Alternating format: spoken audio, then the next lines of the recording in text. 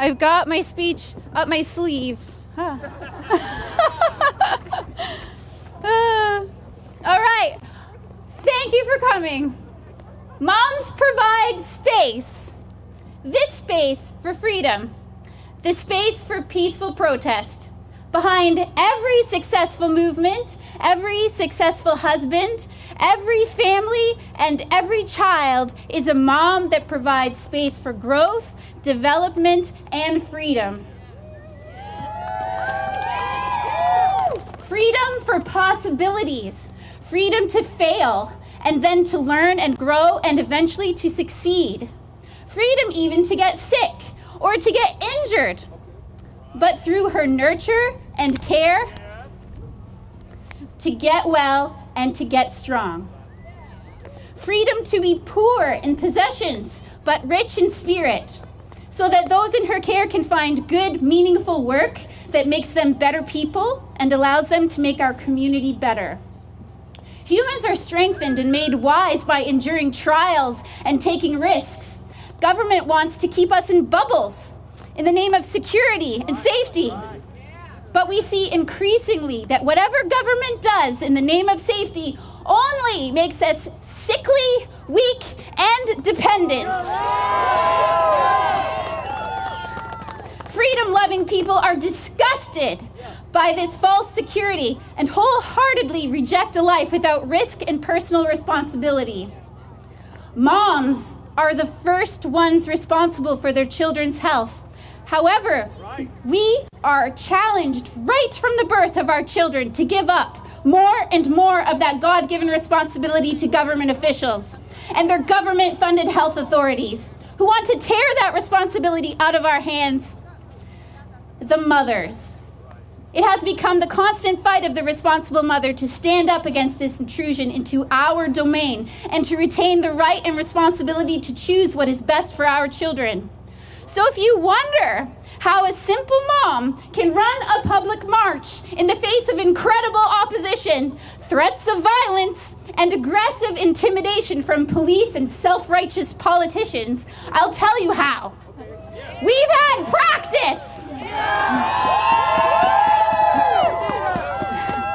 Your right, your responsibility, and your purpose as a mother is sacred. You have the authority over your family, not the state. You feed, nurture, and provide the space for your family to thrive, not the government. The state has no business telling you how to care for your family and what is essential or not for their life. Who we visit, who we grow with, how we learn, what health care they need, or what they wear is our decision, not theirs. And if you decide to delegate some of those responsibilities to someone else and bring helpers alongside your domain, then that remains your choice and not the state's. Moms support vibrant, holistic lives. Moms know that their children's needs are individual and varied. Moms make sure that all of the opportunities are there to give as full a life as possible to their children. This is what makes healthy, independent, fearless, strong human beings. Healthy, independent, fearless, strong human beings create beautiful, healthy, and prosperous communities. Government wants to be your mom. But it doesn't have the slightest clue how, so it tries to classify you and put you in a box. It marks you off to the highest bidders, big tech, big pharma, and big media, making you weak, dependent, and sick. But moms like you and I are here to take back what was always ours. Moms like you and I will continue to provide this space in the face of government tyranny and threats. So we will step up and we will continue to put our necks on the line to provide this space and reclaim what is ours. A lawful, peaceful protest against government tyranny is one such step, and moms are stepping up. I want to thank one mom in particular today for her courage and strength, Kristen. Let's give her a big hand. She took a big personal risk and a huge responsibility to bring us together today. Kristen, like all of us moms who have organized freedom marches, have faced incredible intimidation and lies. Government and police have lied about the rights to hold these marches and threatened to fine and even arrest us. But if you pull back the curtain, it's easy to expose their lies. For instance, in my small town of Aylmer, the mayor, council, and police publicly threatened fines and claimed we were in violation of using public property without permission. They were either completely uneducated as to the legality and process of public protest, which is protected by the charter, or they willfully lied, knowing full well that what we are doing is lawful. The Town of Aylmer Police Services Board minutes contain some pretty revealing information which contradicts completely what the town said publicly. Let me read what our police chief wrote.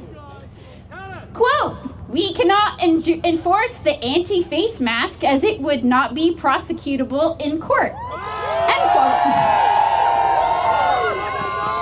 The document admitted that, quote, "Our job is to ensure there is no breach of peace and the face mask issue is a challenge to enforce." End quote.